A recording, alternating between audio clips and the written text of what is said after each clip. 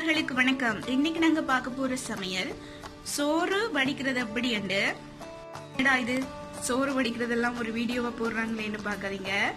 புதுசா சமைக்க தொடங்குறவங்களுக்கு பிகினர்ஸுக்காக நான் இந்த சோறு வடிக்கிறது எப்படி என்று போட்டிருக்கிறேன். வாங்க சோறு சமைக்கிறத பார்த்துடலாம்.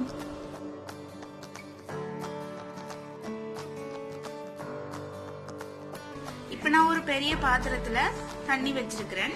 பாத்திரத்தின் அரைவாசி அளவுக்கு தண்ணி வச்சு இப்ப இந்த தண்ணியை கொதிக்க விடுறேன். இப்ப நான் இந்த கப்பில நிரப்பி 3 கப் அரிசி போடுறேன்.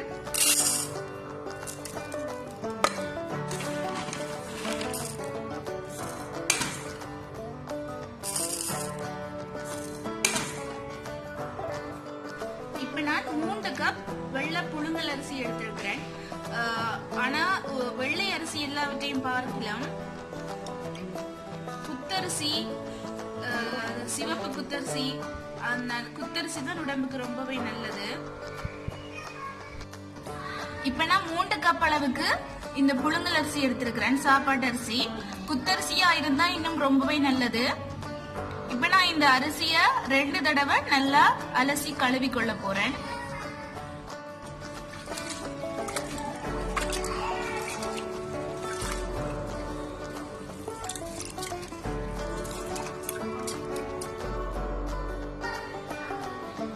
ரெண்டு தடவை நல்லா அலசி கழுவின அரிசிய திரும்ப நல்ல தண்ணி ஊத்தி ஊற விட்டு இருக்கிறேன். அடுப்புல நாங்க தண்ணிய வச்சுட்டு அந்த தண்ணி கொதிக்கிற டைமுக்கு ஊறினாலே போதும்.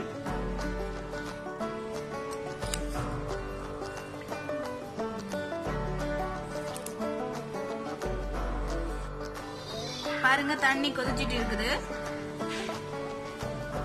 இப்ப நான் ஊற வச்ச அரிசிய இந்த தண்ணீர சேர்த்துக் கொள்ளுறேன்.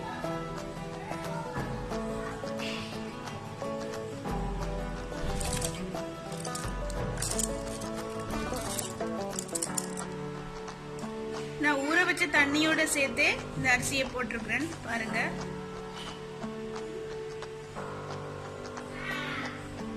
இப்ப இந்த அரிசியை ஒரு மூடி போட்டு மூடி அவிய விடுறேன். அரிசி போட்டுட்டு நான் தேவையான அளவு உப்பு போடுறேன். இந்த தண்ணி நான் வடிச்சிட்டு தான் சோறு எடுக்க போறேன். சோ அதனால இந்த உப்பு நாங்க போட்டாலும் அது பேலன்ஸ் ஆயிடும். நான் தேவையான அளவு உப்பு போட்டுட்டு கரண்டி வச்சு இந்த அரிசியை எல்லா இடமும் உப்பு எல்லா இடம் கலக்குறது மாதிரி ஒரு இடத்துலயே அரிசி நிக்காத அளவுக்கு கலந்து விடுறேன். ஒரு கரண்டி வச்சு அரிசியை இந்த உப்பு எல்லாத்தோடையும் கலந்து விடுறேன்.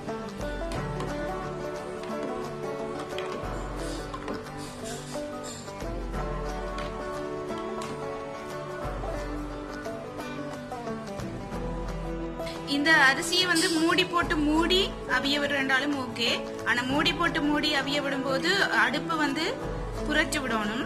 மீடியம் ஃபிளேம்ல வச்சு விடணும். அடுப்பு கொஞ்சம் ஹை ஃபிளேம்ல இருந்துச்சுண்டா பொங்கி ஊத்திடும் இந்த அரிசி, இந்த தண்ணி. சோ பாத்துக்கொள்ளுங்க. இல்ல திறந்துட்டு மூடி போடாம இப்படி அவிய விடுறாலும் ஓகே தான்.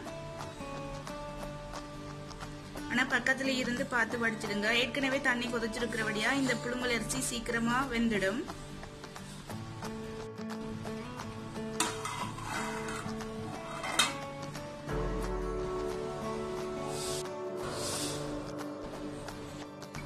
பத்து நிமிஷத்துக்கு பிறகு நான் இந்த மூடி எடுக்கிறேன். அரிசி அவிஞ்சிட்டது. பாருங்க அரிசி அவிஞ்சிட்டது. அரிசி முக்கா பதம் அவிஞ்ச உடனேயே அடுப்பு ஆஃப் பண்ணிட்டு இறக்கிட்டு வடிச்சிங்கன்னா பதம் சரியா இருக்கும். இப்ப நான் அடுப்பு ஆஃப் பண்றேன். நான் இப்ப அரிசிய வடிய விட்டுருக்கிறேன். பிளாஸ்டிக் பாத்திரம் இல்லாம சில்வர் பாத்திரம் அல்லது பித்தளை பாத்திரத்துல வடிக்கிறதா நல்லது. சில்வர்லயே அரிசி வடிக்கிற பாத்திரம் இருக்குது, கடையில இருக்குது. நீங்க அதை வாங்கியும் பாவிக்கலாம். இல்லைன்னு சொன்னா மூடி போட்டு மூடிட்டு அப்படியே இன்னொரு பாத்திரத்துல வடிச்சும் விடலாம். பாருங்க அரிசி வடிச்சதுக்கு பிறகு அரிசி வடிச்ச தண்ணி இது நீங்க கொஞ்சம் ஆற வச்சுட்டு அப்படியே குடிக்கலாம்.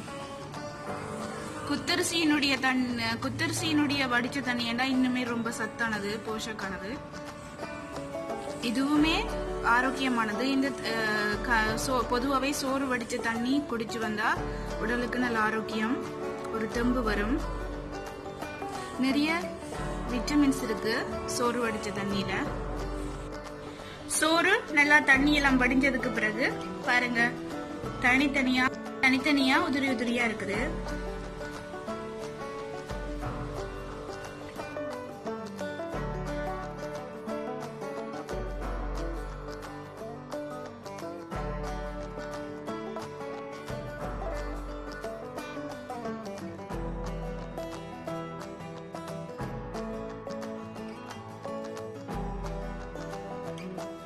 புதுசா சமைக்க ஸ்டார்ட் பண்றவங்களுக்கு இந்த வீடியோ பிரயோஜனமா இருக்கும்னு நினைக்கிறேன்.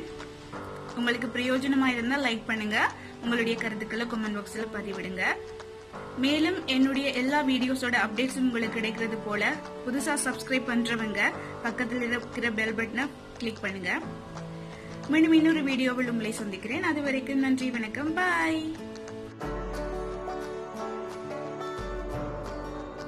இந்த வீடியோவோட தொடர்ச்சியாவே நான் பழைய சாதம் எப்படி செய்யறதுன்றதையும் போடுறேன். உடனடியாவே நான் அடுத்த வீடியோவையும் அப்லோட் பண்றேன், பாருங்க.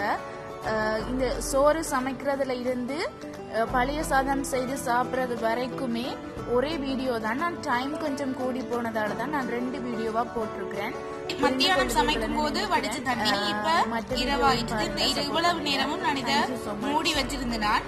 இப்ப இரவு நீங்க தூங்க போகும் முன்னமே மிச்சமா இருக்கிற சோறுக்கு இந்த தண்ணியை ஊத்தி விட்டீங்கன்னு சொன்னா, இந்த தண்ணி திக்கா இருந்துச்சுன்னு சொன்னா இன்னும் கொஞ்சம் நல்ல தண்ணி, குடிக்கிற தண்ணி கலந்து போட்டு அந்த சோறுக்குள்ள ஊத்தி வச்சீங்கன்னா அடுத்த நாள் காலையில பழைய சாதம் ரெடி.